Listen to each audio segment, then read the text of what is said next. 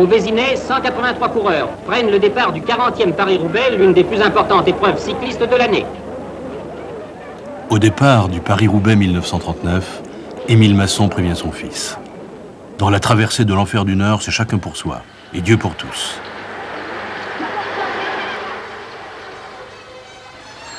À 60 km de l'arrivée, le jeune Masson se dit que l'avertissement de son père ne lui sera pas d'un grand secours. Il se traîne sans espoir dans un groupe de retardataires à 3 minutes des premiers.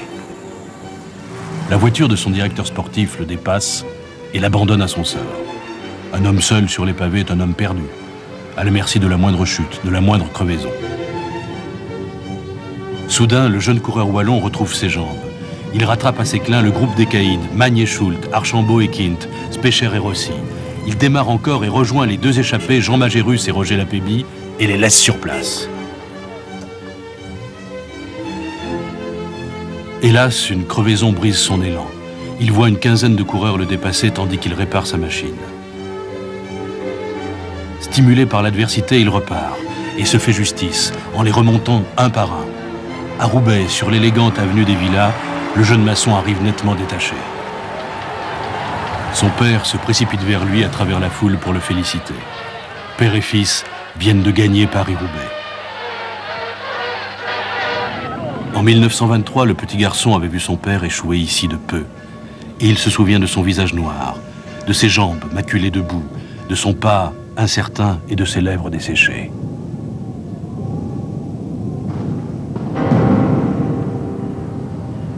Quatre jours après sa victoire, Masson est mobilisé.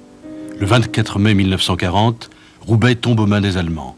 Le Nord-Pas-de-Calais est isolé du reste du pays et rattaché au commandement militaire allemand de Bruxelles. Paris-Roubaix ne reprendra son cours normal qu'après la libération. Et le 21 avril 1946, Masson se présente à nouveau au départ. Il est dans le peloton de tête qui traverse les villages dévastés par la guerre. Les conseils de son père ne lui sont d'aucune utilité. Il termine à une modeste 11e place, loin du vainqueur, son compatriote Georges Claes. Sous la douche, tout lui revient d'un coup. Il remonte à ses courses de gamin quand son père lui soufflait à l'oreille « Je veux bien te voir gagner Paris-Roubaix et mourir 2 heures plus tard. S'il en est ainsi, je m'en irai en paix en me disant « J'ai fait de mon fils un champion. À présent, il n'a plus besoin de moi. »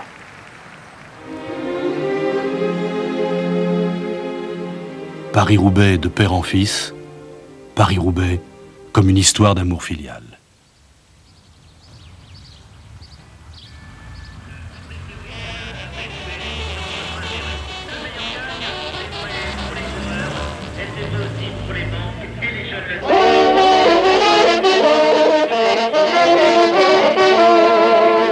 Le départ de Paris-Roubaix ressemble à tous les départs de courses cyclistes.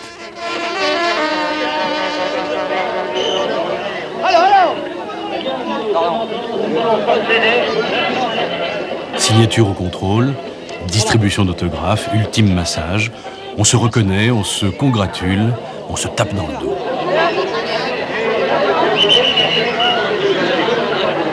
Une convivialité tribale précède la férocité des empoignades. On feint l'indifférence et la sérénité, mais on se craint et on s'épie. On repère les joues creuses et les jambes nerveuses du rival en pleine forme.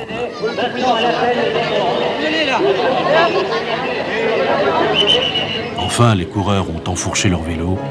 La course peut commencer.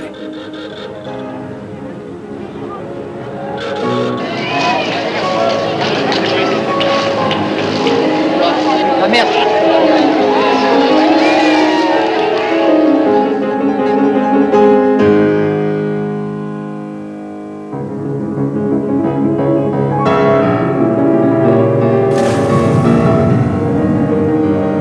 Terrils, routes de campagne, maisons de briques rouges serrées les unes contre les autres, chaleureuses et solidaires, sont le paysage de la course. Et puis des pavés qui laminent, qui froissent puis déchirent le peloton, des pavés qui séparent les forts des faibles. Enfin Roubaix, le long boulevard qui conduit au vélodrome, c'est quelques fragiles instants d'observation entre les derniers braves avant le dénouement. Après les traîtrises d'une route impitoyable, le sprint, disputé devant une foule familière et experte.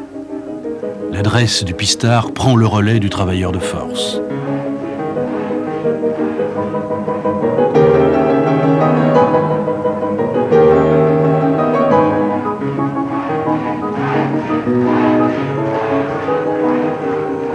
Enfin, le verdict tombe. La foule fait un triomphe au vainqueur. Cet homme qui revient de si loin.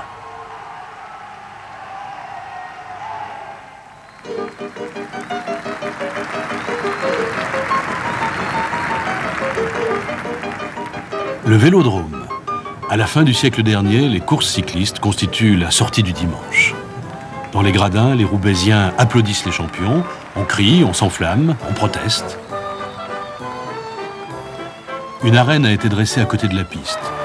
On y organise d'insolites corridas. Un lion dépressif affronte un taureau obtus. On surnommera plus tard le champion roubaisien Charles Krupland le taureau du Nord et les grands coureurs belges les lions des Flandres. Car les vrais guerriers, ce sont les hommes. Les spectateurs se pressent pour applaudir les exploits du Français Jacquelin qui dispute le titre de meilleur sprinter au Major Taylor, dit le nègre volant. D'autres champions, tout au long du siècle, viendront imprimer leur signature sur la ville.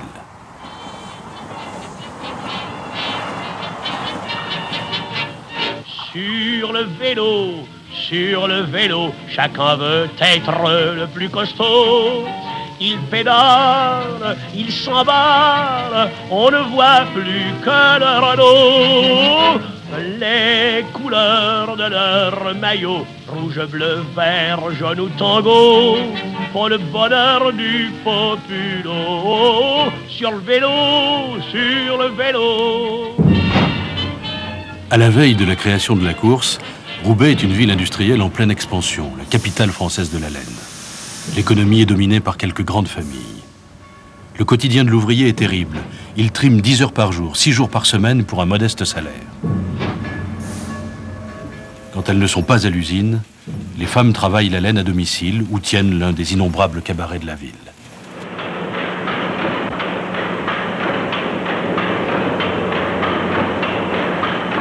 Le Nord, c'est aussi la mine. Toute une population vit sous la menace de l'accident, du coup de grisou. Dans ce quotidien éprouvant, le dimanche est attendu avec impatience.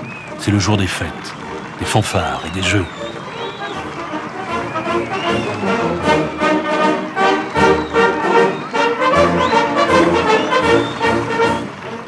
On sort des courées pour se distraire, et parfois aussi pour crier sa révolte, comme en 1906, quand un coup de grisou jette dans la rue les mineurs en grève.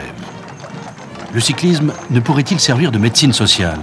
C'est ce que pensent deux notables roubaisiens, les promoteurs du vélodrome, Théodore Vienne et Maurice Pérez. Ils décident d'organiser une course reliant Paris à Roubaix et s'associent avec le seul quotidien sportif de l'époque, le Vélo. Le journaliste Victor Brière est chargé de reconnaître le parcours. Il prend sa propre bicyclette et part de Paris plein d'enthousiasme. Après Amiens, le temps se met à la pluie. La route n'est plus que boue et pavé disjoint. Épuisé, transi et crotté des pieds à la tête, il écrit aux organisateurs « Renoncez immédiatement, ce projet est insensé ». Pourtant, le 19 avril 1896, 45 professionnels et 6 amateurs de l'arrondissement de Lille viennent signer la feuille de contrôle dans une salle du café Gilet, à l'orée du bois de Boulogne.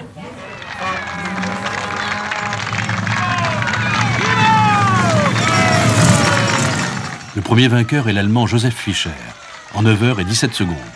Le favori, le Français Maurice Garin, termine 3e. Paris-Roubaix raconte la journée de travail du mineur. Même souffrance, même angoisse. Quand le coureur débouche sur le vélodrome, le visage maculé de boue et de poussière, il évoque le retour à la surface du mineur après des heures de labeur souterrain.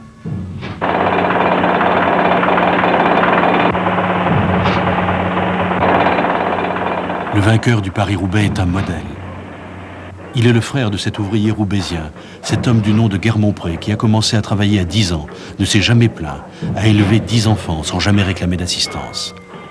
Cet homme, cité en exemple à des générations d'ouvriers, est un travailleur de force. La course Paris-Roubaix, elle aussi, exalte les vertus de ce modèle d'homme et magnifie les exploits athlétiques des forçats de la route.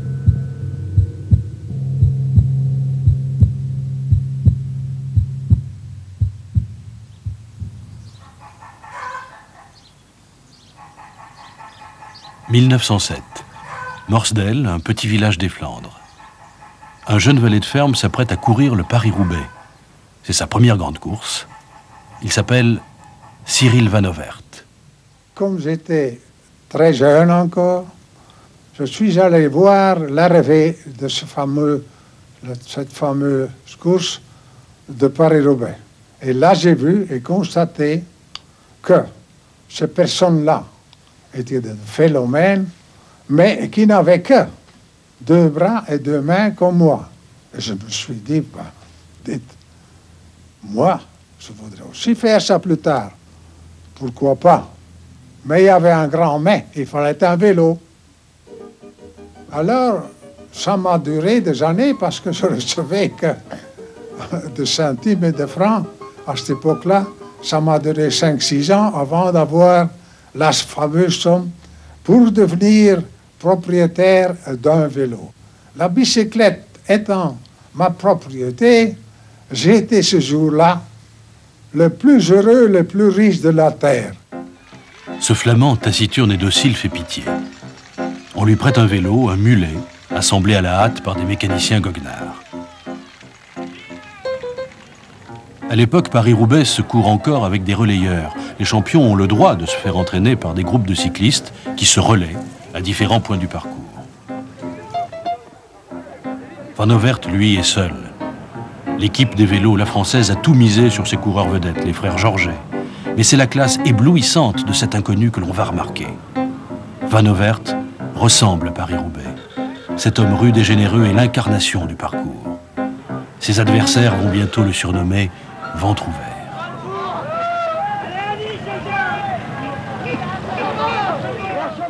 Cyril Vanovert, sans entraîneur, livré à son propre sort, échoue à une petite minute du français Georges Passerieux.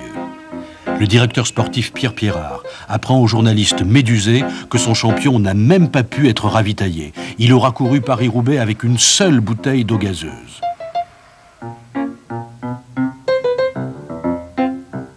Mais l'année suivante, il gagne, soulevant ainsi l'enthousiasme de ses compatriotes belges. Roubaix tolère alors difficilement l'émigration belge. Le triomphe de Vanovert le Flamand est aussi une reconnaissance, une carte de séjour enfin conquise. La victoire du modeste valet de ferme entérine définitivement l'abandon de la bicyclette par l'aristocratie au profit des classes laborieuses. Désormais, grâce à Paris-Roubaix, le vélo anoblit les hommes du peuple venus de la ferme, de la mine ou de l'usine, comme les frères Pélissier. «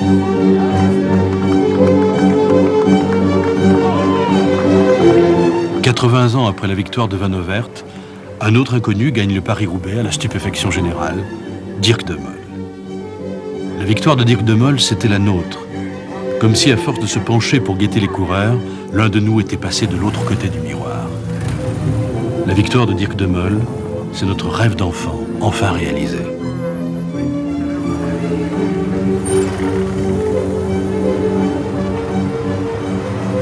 De Mol est un modeste, un humble. Il a de grands yeux bleus étonnés et ce dos légèrement voûté de ceux qui obéissent plus qu'ils ne commandent. Envoyé dans une échappée pour servir de relais à ses leaders, il découvre son ambition au fil des pavés. L'échappée se réduit à 7 coureurs, puis 5, puis 2. Le Suisse Wegmüller, un rouleur infatigable, et De Mol.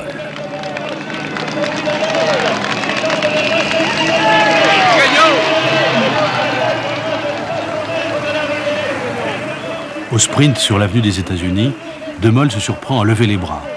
Avec lui, nous avons tous gagné Paris-Roubaix. Mais il vous entend, mesdames et messieurs, je crois qu'ensemble,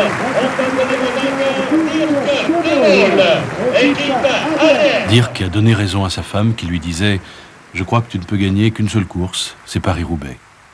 De Mol a fait sien le rêve de sa femme, et depuis, en effet, il n'a plus rien gagné.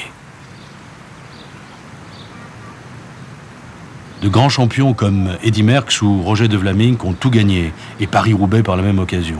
Mais Dirk de Mol, lui, est celui qui n'a gagné que Paris-Roubaix. Dirk is eigenlijk echt optimistisch vertrokken. Hij voelde hem goed, of in een goede conditie. En Parijs-Roubaix is een klassieker die hem tamelijk ligt, als we van klassiekers mogen spreken. En toch een klein beetje. Vooral als ik televisietoestel aanzette, dat hij mee was met de ontsnapping. Ja, automatisch toch in het diepst van je hart geloof je er een klein beetje in. Maar ja, je gelooft maar als het er is. En dan nog. Dirk. Proficiat.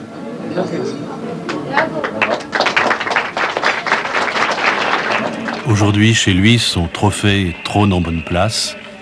La vidéocassette de sa victoire est prête à recevoir le visiteur.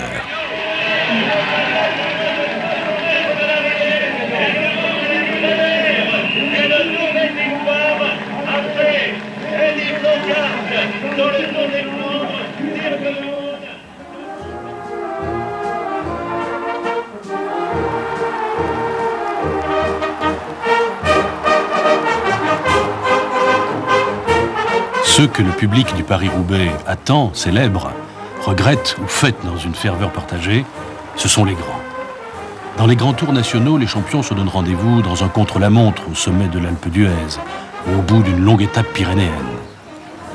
Mais comment s'y prend-on pour remporter Paris-Roubaix? Ça commence la veille. Les mécaniciens cajolent la machine du futur vainqueur, car elle sera soumise à sa plus ingrate journée de l'année. Avant l'arrivée des marques extrasportives, Paris-Roubaix était le banc d'essai idéal des marques de cycles et de pneumatiques.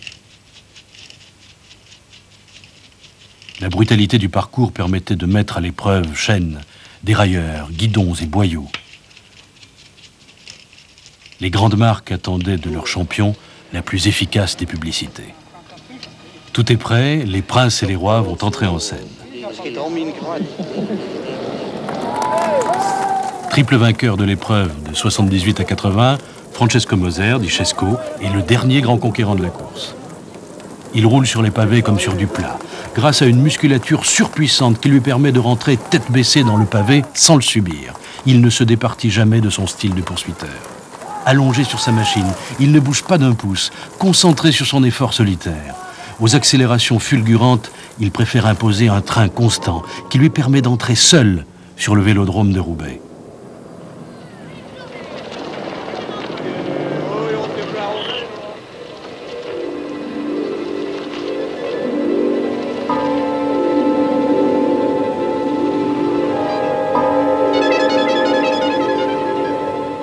Autre temps, autre roi du Paris-Roubaix, le premier auteur d'un triplé, de 1909 à 1911, s'appelait Octave Lapise, dit Le Frisé. De petite taille, comme on a choisi de faire bref, trapu et volontaire, il ne se laisse jamais distraire par les encouragements des spectateurs, et pour cause, il est presque sourd. Il est cycliste contre l'avis de son père, qui l'accuse de mal tourner et l'oblige à travailler avec lui de 5 h du matin à 7 h du soir. Quand Octave veut s'entraîner, il paye de sa poche celui qui le remplace auprès de son père. À la veille du Paris-Roubaix, il est allé demander conseil à l'un de ses aînés, Eugène Christophe, qui l'a encouragé. « Ne t'occupe pas du parcours, fort comme t'es, je prends le pari que tu vas finir dans les 5 premiers. » Et en effet, Lapise coiffe au sprint le favori, Louis Trousselier, dit le Terrible, qui croyait ce débutant épuisé par l'effort. Aussi à l'aise dans un grand tour à étapes que dans une classique en ligne, Lapise inaugure la lignée des grands champions français.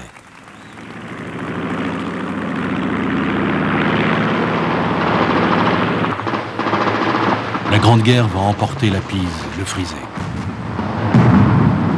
Le 14 juillet 1917, il est tué dans un combat aérien au-dessus de Pont-à-Mousson. La guerre de 14-18 dévaste et bouleverse les paysages du Nord. Champs troués d'impacts d'obus, fondrières boueuses, arbres calcinés. C'est cela que l'on appellera l'enfer du Nord. Paris-Roubaix héritera injustement de ce terrible surnom.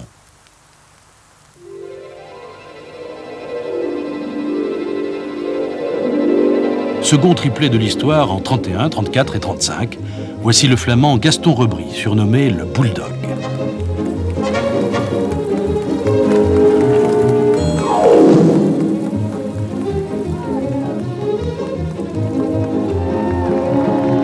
Rebry n'est pas un champion complet comme Lapise.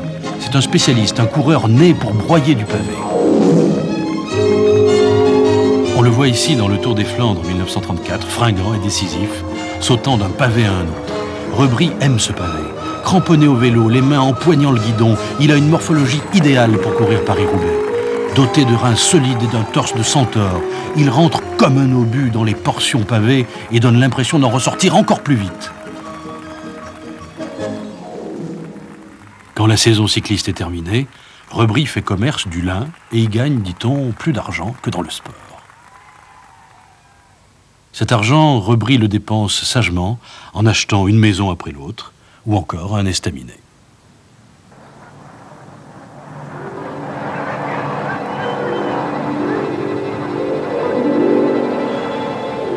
Le champion des champions, Fausto Coppi, n'a remporté qu'une seule fois Paris-Roubaix, mais sa victoire est entrée dans l'histoire des hauts faits de la course. Il se présente au départ du Paris-Roubaix 1950, vêtu de son beau maillot de champion d'Italie. Son ambition est simple, gagner. Il décide de durcir la course en attaquant dans la côte de Doullens, qui était autrefois le véritable juge de paix de l'épreuve. Sur le plateau venteux qui suit, le peloton se fractionne en plusieurs éventails. Des chasses terriblement éprouvantes s'organisent.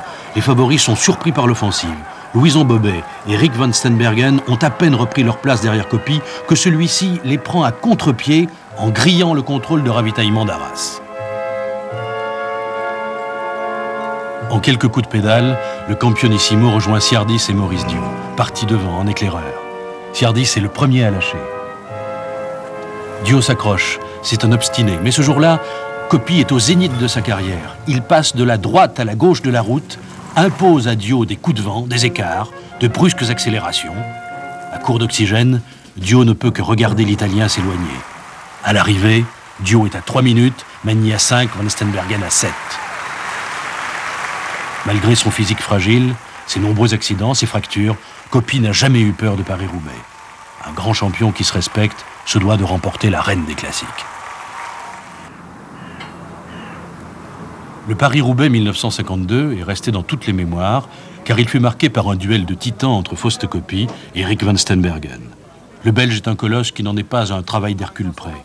Sa robuste santé lui permet de passer de l'atmosphère enfumée des 6 jours aux rudes combats de la route. Le grand, comme on l'appelle affectueusement, va connaître un après-midi de chien.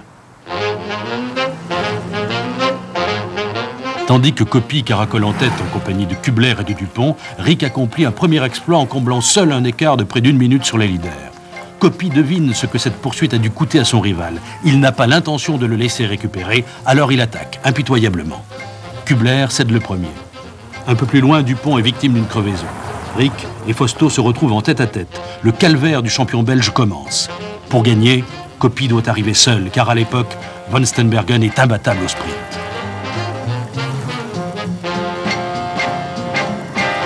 Dans la côte de M, Coppi comprend que Rik ne le lâchera plus. Il se redresse et lui donne une tape dans le dos, comme pour l'inciter à prendre le relais. Rik n'aurait accepté ce geste d'aucun autre. Mais il s'agit d'une affaire entre grands seigneurs, un code tacite auquel nous, pauvres mortels, n'avons pas accès.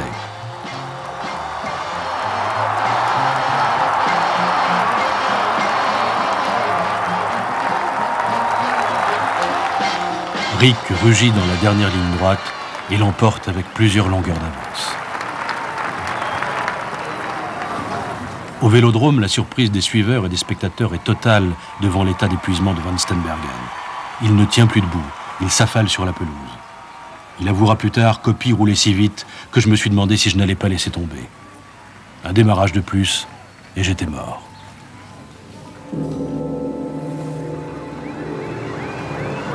Cette fois, un empereur. Sourire carnassier, buste droit, cuisses énormes et luisantes. Voici Rik van Looy, l'empereur des Rentals. Entouré d'une poignée de flamands taciturnes et dévoués, sa garde rouge, Rik domine son sujet, les courses d'un jour.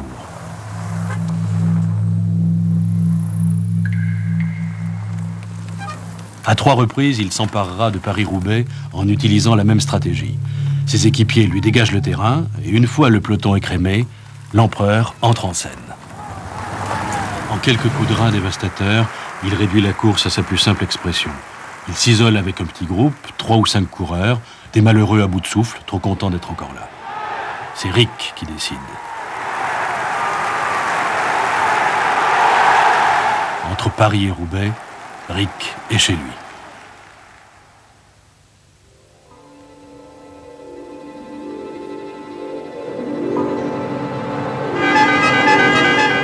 Le plus beau, le plus grand, le plus fort, Eddy Merckx. 25 ans après, on ne comprend toujours pas son impossible exploit du 13 avril 70. Cette année-là, l'addition sera sévère pour tout le monde, sauf pour Eddy Merckx. Malgré le handicap de 3 crevaisons, Merckx va triompher d'une coalition de champions d'exception. Éric et Roger de Vlaminck, Éric Lehmann et André Dierix de la redoutable équipe Flandria.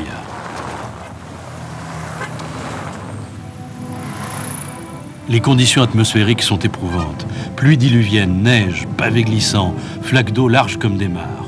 À 30 km de Roubaix, Merckx part seul en tête. De Vlaminck et Lehmann le pourchassent en vain.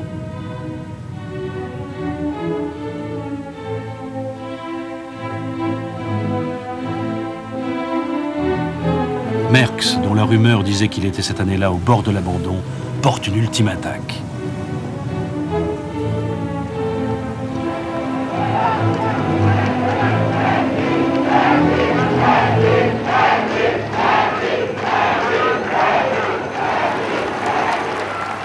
À l'arrivée, les écarts sont incroyables. De Vlaminck est second à plus de 5 minutes. Ce jour-là, Merckx, dit le cannibale, s'est élevé au-dessus du Paris-Roubaix, survolant toutes les légendes du passé, semant à la fois ses rivaux et la course elle-même.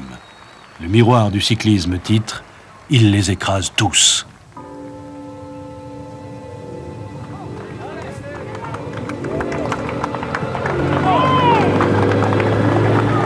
Voici le recordman de l'épreuve, Roger de Vlaminck. Victorieux à 4 reprises, en 72, 74, 75 et 77, celui que l'on surnomme le Gitan a incarné, dans une Belgique complètement dévolue à Eddy Merckx, le front du refus. Individualiste, caractériel, de Vlaminck faisait sur le pavé des sprints tendus et soudains, affûtés comme une lame.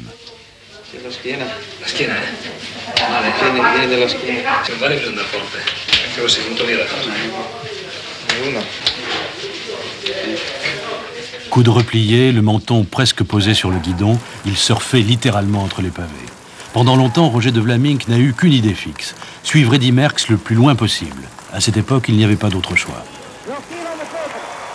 En 75, les deux champions entrent ensemble sur la piste, en compagnie de De Meyer et Dierix. Eddy Merckx lance le sprint dans les lignes opposées. Le Gitan se précipite dans sa roue, bénéficiant dans le virage de son inspiration. In een ideale positie rijdt de Vlaming. Eddy Merckx met de grote... Il déboîte à 100 mètres de la ligne et coiffe le grand homme sur le fil. Vlaming wint voor Merckx, Dierix en Mark de Meyer. Ces deux champions se sont partagés Paris-Roubaix, chacun interprétant scrupuleusement son rôle.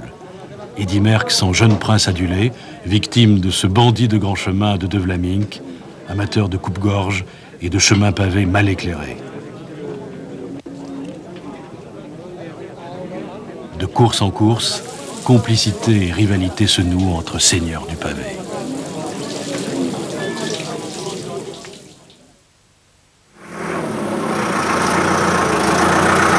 Dans les années 60, les hauts faits d'armes avaient tendance à se raréfier sur le parcours. La course risquait de devenir une vulgaire kermesse autour de victoires au sprint. En effet, les bulldozers sont en marche. Un bitume amnésique recouvre l'épopée et les secteurs pavés disparaissent les uns après les autres. En 1968, décidément l'année du pavé, les organisateurs et la presse décrètent que Paris-Roubaix est en danger. Albert Bouvet et Jean Stablinski sont chargés de découvrir de nouveaux secteurs pavés. Stablinski est un homme du Nord, un ch'ti d'origine polonaise, un ancien mineur. Comme la plupart des chemins qu'on prend maintenant, c'était méconnu du public, évidemment, ils m'ont demandé pour leur conseiller et pour voir s'il n'y en avait pas d'autres. Alors, ma foi, je me suis mis en route avec mon vélo, puis je l'ai trouvé quand même pas mal.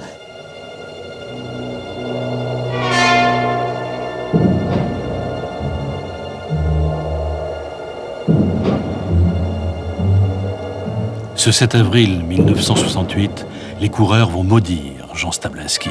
Jean Stablinski, vous me paraissez très marqué par ce Paris-Roubaix. Ah ben je ne sais pas si je suis seul, mais alors dis donc, les 30 derniers kilomètres, j'ai rien vu. Pourtant, vous êtes à l'origine de ce parcours, Jean.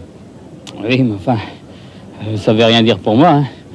Et c'est très difficile. Je crois quand même que c'est quand même très dur. Si vous deviez refaire le parcours, est-ce que vous choisiriez le même?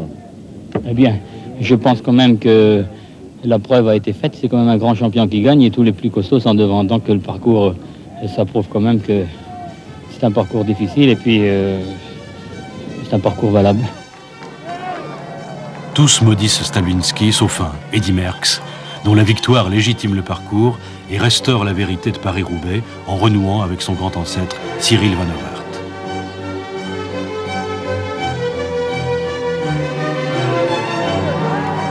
Paris-Roubaix a sauvé son âme sur ces gros pavés de parvis médiéval. Le sport cycliste y retrouve une seconde jeunesse sur un parcours qualifié de diabolique. La traversée de l'effroyable tranchée de Valère-Sarenberg, qui réclame aux coureurs un effort et une audace d'un autre temps, fait flamber la passion du public. Tous les ans, la foule se presse sur les bords de la tranchée. Qu'on n'a pas celui-là. Ah, ils sont nombreux là, hein. Allez, Habile. Allez. C'est une masse. Oh. Il n'y a pas de Foufou. Foufou est encore par derrière. Oh, yo. Ils devraient se mettre du côté, les voitures, hein. C'est très mauvais ici, hein. Motard, qu'est-ce qu'il a pris? Vous avez vu le vent qu'il a fait? Hein? Le motard, il a fait un rude vent. Oh, yo. Le ch'ti n'est pas triste. Il aime la bière qui mousse et le café fort. Dans le Nord, c'est la Ducasse toutes les semaines et Paris-Roubaix une fois l'an.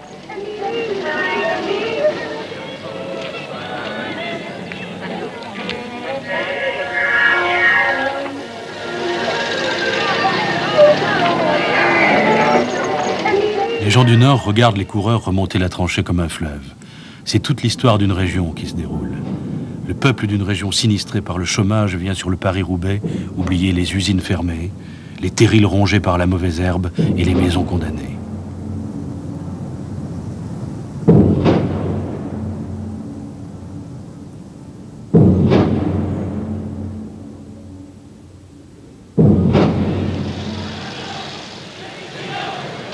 Les luttes sociales viennent parfois troubler la course.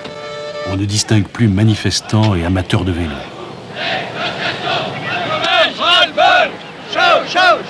Chômage, ras-le-bol! Chômage, ras-le-bol! Le public s'écarte devant le coureur, lui tape dans le dos, le congratule. Après tout, c'est un travailleur, lui aussi.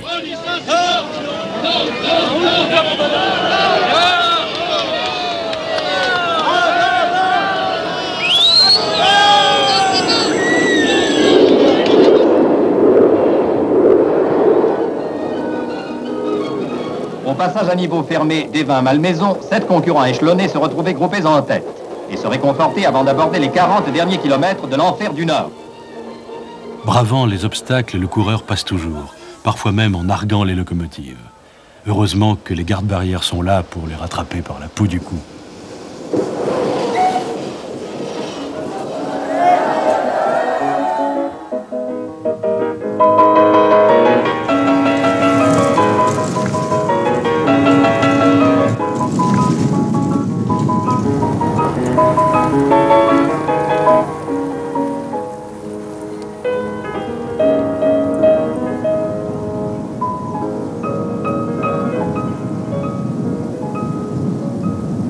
Paris-Roubaix grandit les hommes, crée des mythes, bâtit des légendes. Mais Paris-Roubaix est la course de toutes les injustices. Et l'injustice sportive est l'une des plus terribles.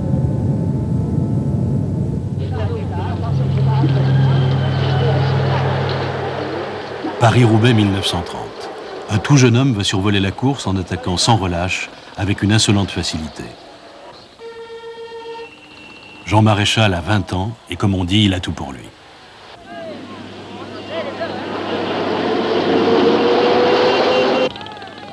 Il passe en tête au sommet des côtes. Il ne rate aucune occasion de montrer qu'il est le plus fort. Il se désigne aux yeux de tous comme l'homme à battre. Maréchal ne cesse d'accélérer et se retrouve seul avec le Belge Julien Vervaecke. Durant plusieurs kilomètres, le môme maréchal ouvre la voie. À 6 kilomètres du but, Vervac s'accroche dans sa roue.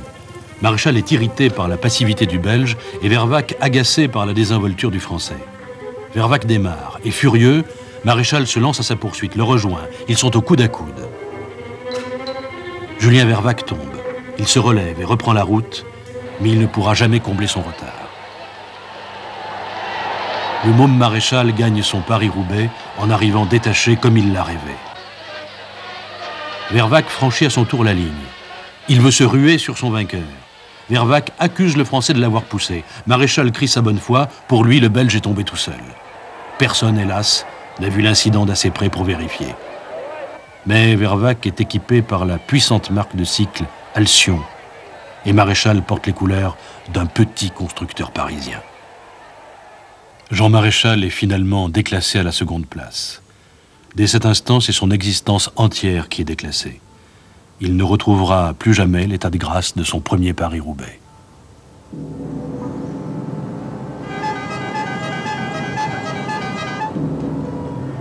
Paris-Roubaix 1934, autre course, autre injustice. À 10 km de Roubaix, le champion de France Roger Lapébie est échappé en compagnie des deux Belges, Gaston Rebry et Jean Wauters. Sa victoire ne fait plus de doute.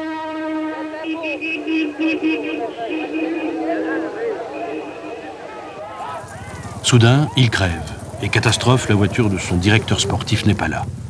Il continue de rouler une centaine de mètres, mais se laisse distancer. Lapébie se dit qu'il est en train de perdre Paris-Roubaix. Il s'empare alors d'un vélo de femme trouvé au bord de la route et rattrape une partie de son retard, puis il continue sur un vélo avec guidon de course prêté par un spectateur. Il passe en tête sur l'avenue des Villas.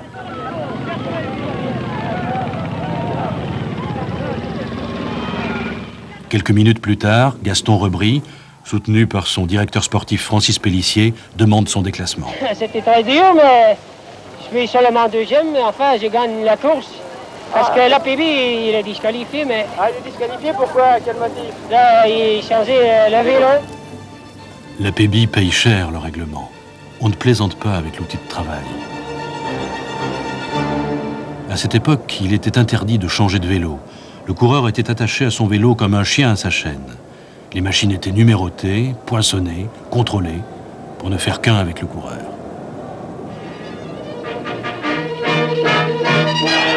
Ce n'est pas un peloton, c'est un véritable bataillon cycliste qui s'élance vers le nord pour le 47e Paris-Roubaix, réputé la course cycliste la plus rapide du monde.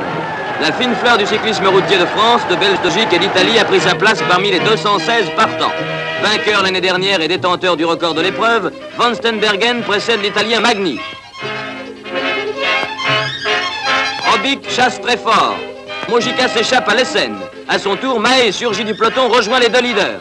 La troisième grande injustice dans l'histoire de la course est une erreur d'aiguillage. Nous sommes en 1949. André Mahé est en tête, à quelques centaines de mètres de l'entrée du vélodrome, avec Jésus Mojica et Franz Lehnen. Soudain, tous trois sont déviés par un motard dans une rue située derrière le vélodrome. Mojica tombe. Lehnen et Mahé escaladent la porte de la tribune de presse pour entrer sur la piste. C'est Mahé qui gagne en battant Lehnen au sprint. À cet instant, le peloton de chasse arrive sur le vélodrome. Ce peloton est emmené par Sercé Coppi, le frère de Fausto, qui lui-même vient de terminer dans le groupe.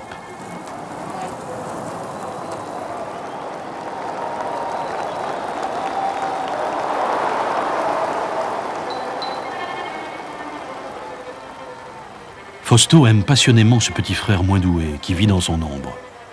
Mahé a gagné, mais Fausto pousse son frère à déposer une réclamation au motif que Mahé n'a pas accompli l'itinéraire officiel. Fausto menace de ne plus courir en France si justice n'est pas rendue à son frère. Mahé, qui a reçu le bouquet du vainqueur et effectué son tour d'honneur, apprend en sortant des douches qu'il est déclassé au profit de Sercé Coppi.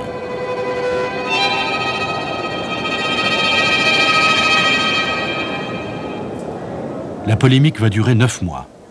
La fédération française reclasse Mahé. Coppi pousse alors la fédération italienne à faire appel. En août 1949, la fédération internationale décide de classer Sercé Coppi et André Mahé premiers ex aequo. S'il y a bien quelque chose qui ne se partage pas, c'est la victoire.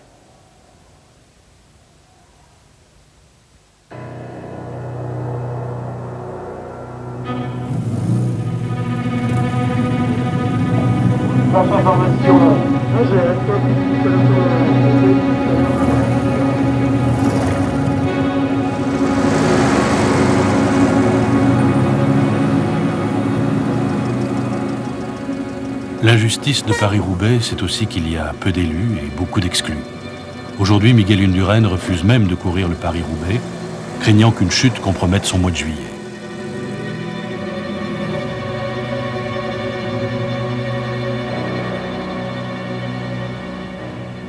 En 1981, alors qu'il gagne Paris-Roubaix 25 ans après Louison Bobet, Bernard Hinault laisse éclater sa colère. Course trop dangereuse, course stupide, dit-il. Elle est pourtant la classique la plus retransmise dans le monde. Est-ce l'effet de cette violence archaïque? Allez, alors, c'est formidable, alors là, vous avez...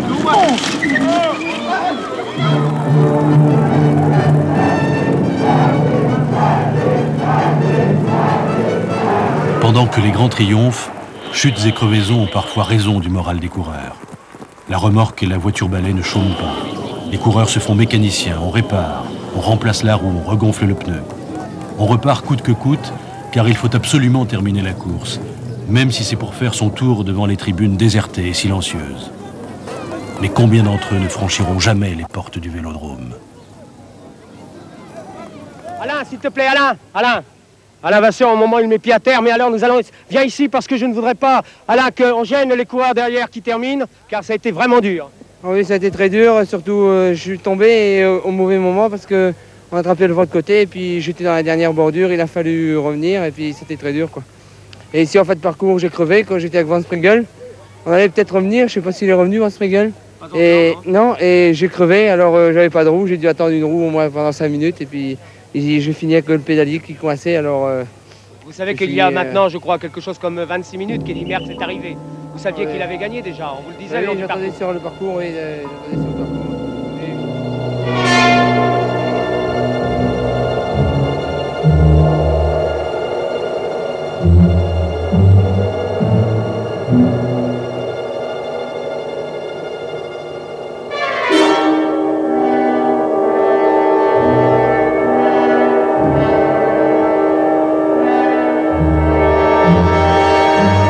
Paris-Roubaix est une course dangereuse, elle n'épargne personne, pas même un champion du monde. Eddy Merckx chute ici lourdement, sur l'épaule, dans la tranchée de Valère-Sarenberg. La modernité de Paris-Roubaix est d'être resté une course préhistorique, qui restitue la vérité originelle d'un sport cycliste où le coureur est encore un pionnier, un explorateur, lancé sur des chemins d'infortune. Le coureur de Paris-Roubaix n'a pas changé. 100 ans plus tard, il ignore toujours s'il parviendra indemne jusqu'au Vélodrome. Ces pavés anachroniques le renvoient à l'angoisse des premiers cyclistes. Conserver l'équilibre.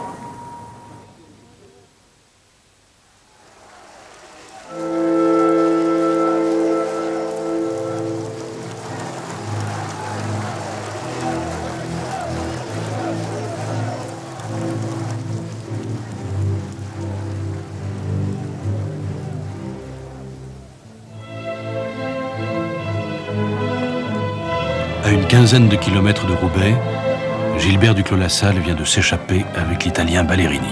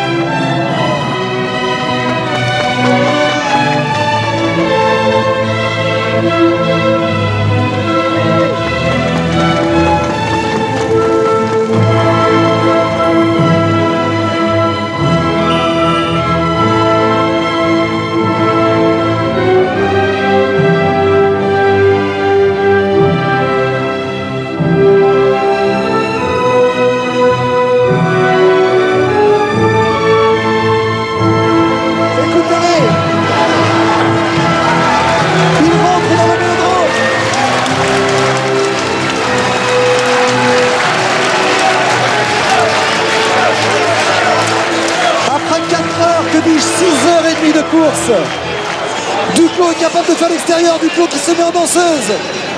Ballerini le surveille. Duclos démarre. Bien joué. Bien vu. S'il prend la pédalier. Il faut monter Duclos. Ah, Ballerini dans sa roue, ce sera difficile.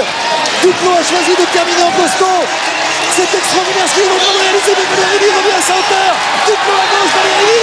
Duclos à sa Duclos, Ballerini. Victoire de Nicolas Lassalle. Duclos a dû gagner. C'est Ballerini qui lève le bras. Ah, j'ai cru voir Duclos.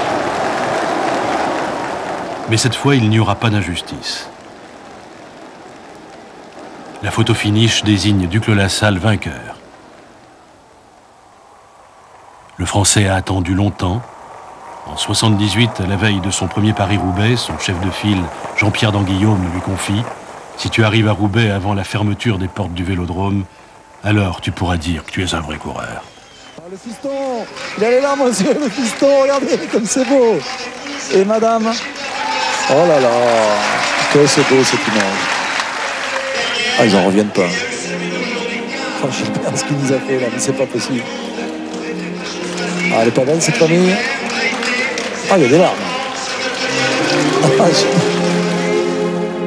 Paris-Roubaix, ce sont des histoires entre des pères et des fils. C'est aussi l'admiration d'un plus petit pour un plus grand.